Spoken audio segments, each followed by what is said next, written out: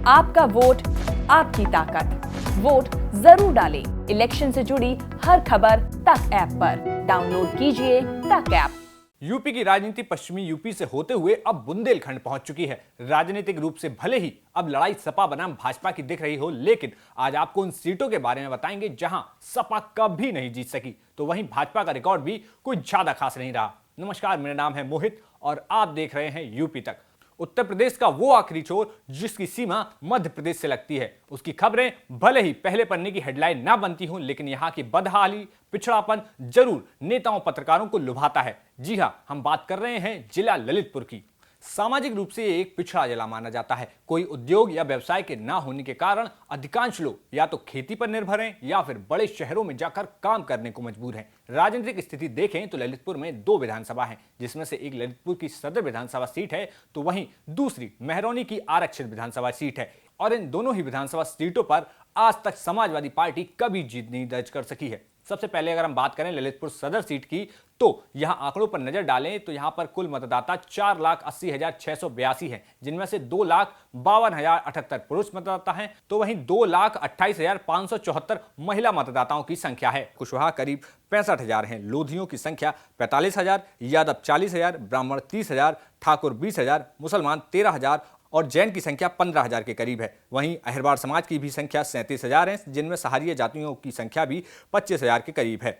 हरिजनों Kushwaha vote bank के एक समीकरण को लेकर पूर्व में बसपा कुशवाहा प्रत्याशियों को मैदान में उतारकर इस सीट पर जीत हासिल करती आई है, लेकिन वर्ष 2017 में जब जातीय कार्ड भाजपा ने खेला तो बम्पर वोटों से सीट को जीत लिया। वर्तमान के आंकड़ों को देखें तो भाजपा ने इस बार फिर से अपने सिटिंग विधायक रामरतन कुशवाहा पर भरोसा जताया है, तो वहीं समाजवादी पार्टी ने भी बड़ा उलटफेर करते हुए बसपा के पूर्व विधायक को अपने पाले में लाकर चुनावी मैदान में उतार दिया है। बहुजन समाज पार्टी ने ललितपुर की सदर सीट पर चंद्रभूषण सिंह बुंदेला उर्फ गुड्डू राजा को मैदान में उतारा है। वहीं कांग्रेस की बात करें तो कांग्रेस ने सदर सीट पर बलवंत सिंह राजपूत को अपना प्रत्याशी बनाया है। अब यह देखना दिलचस्प होगा कि इन तीनों प्रत्याशियों में से कौन इस सीट पर अपनी जीत दर्ज कर पाता है। अब अगर हम ललितपुर की दूसरी विधानसभा सीट महरौनी की बात करें तो ये एक आरक्षित सीट है। आंकड़ों की बात करें तो यहां पर 4,39,427 मतदाता हैं, जिसमें से 2,28,428 पुरुष हैं, जिसमें से 2,10,983 महिला मतदाताओं की संख्या है।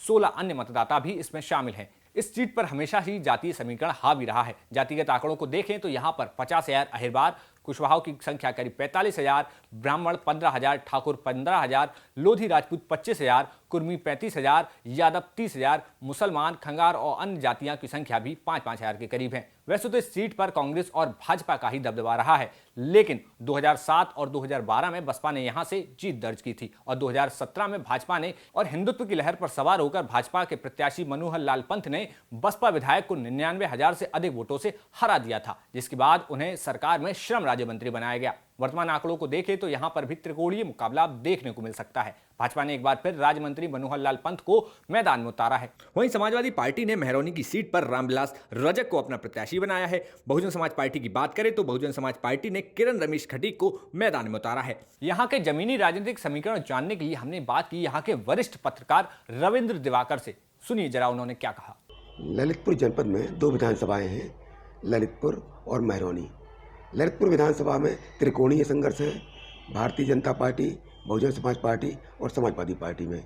महरौनी विधानसभा में हॉट सीट इसलिए है कि यहाँ एग्जिस्टिंग मंत्री मन्नू कोरी चुनाव लड़ रहे हैं और उनके खिलाफ जो संघर्ष में हैं वो बहुजन समाज पार्टी के रमेश खटीक की पत्नी है। तो ये जो चुनाव चल रहा है ये काफ़ी रोचक चल रहा है। यहाँ आपसी जो संघर्ष है वो बहुत कांटे का है। ललितपुर में ललितपुर विधानसभा के जो आंकड़े देखें तो ब्राह्मण, कुशवाहा, अहिरवार और मुसलमान ये लगभग 10% से ऊपर की ग्रुप बनाते हैं और इनका अपना वर्चस्व है और अपना इनका वोटिंग में असर दिखता है। बाकी जो छोटी पार्टियां हैं वो जैन व्यापारिक पार्टी है और धीमर लोग, अन्य जो पार्टियां छोटी मिलके वो भी अपने ग्रुप बनाते हैं। इनके अलग मुद्दे होते हैं। 50% जातीय आंकड़े काम करते हैं और 50% अन्य मुद्दे काम करते हैं, जिनमें विकास, सुरक्षा, व्यापारिक उन्नयन और शांति है। तो महरौनी विधानसभा में देखा जाए तो जो मुख्य मुद्दे आते हैं वो यही आते हैं कि किसने क्या किया और कौन क्या करेगा। इन मुद्दों पर चुनाव होने वाला है। महरौनी सुरक्षित सीट है और ललितपुर सामान्य सीट है। इन दोनों सीटों पर जो अभी वर्तमान में चल रहा है वो बहुत कड़ी टक्कर चल रही है और लोगों के मन में क्या है वह धीरे धीरे सामने आना शुरू हो गया है, लेकिन अभी तक स्थिति स्पष्ट नहीं हो सकी है। यदि माना जाए तो जो कड़ा संघर्ष होगा उसमें जीत अगर जातीय आंकड़ों पर होगी तो मुद्दे दूसरे आएंगे और अन्य मुद्दों पर अगर चुनाव लड़ा जाएगा तो परिणाम कुछ और आएंगे। सभी लोगों को परिणाम का इंतजार है। अभी चुनाव तेजी में उठ रहा है।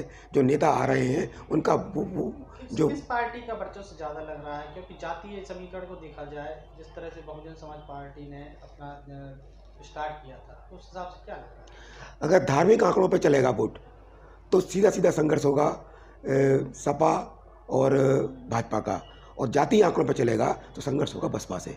ऐसे में जो भी परिणाम निकल के सामने आएंगे, चाहे महरौनी के हों चाहे ललितपुर के हों, वो दोनों देखने लायक होंगे और यही ललितपुर के परिणाम ही उत्तर प्रदेश की विधानसभा का रुख तय करेंगे। आप ये मान लीजिए, क्योंकि एक बार सोशल इंजीनियरिंग में बहन मायावती ने बहुत अच्छा प्रदर्शन किया था और चुनाव अच्छे बहुमत से जीती थी।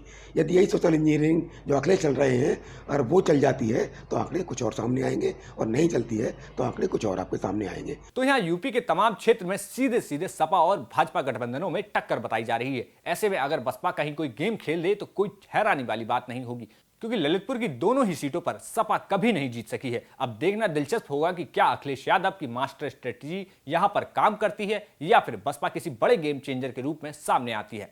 यह सारी जानकारी हमारे लिए ग्राउंड से जुटाई थी हमारे साथी मनीष सोनी जी ने। तो अब यूपी की तमाम खबरों को जानने के लिए, तमाम चरणों के राजनीतिक समीकरणों को समझने के लिए देखते रहिए यूपी तक। शुक्रिया।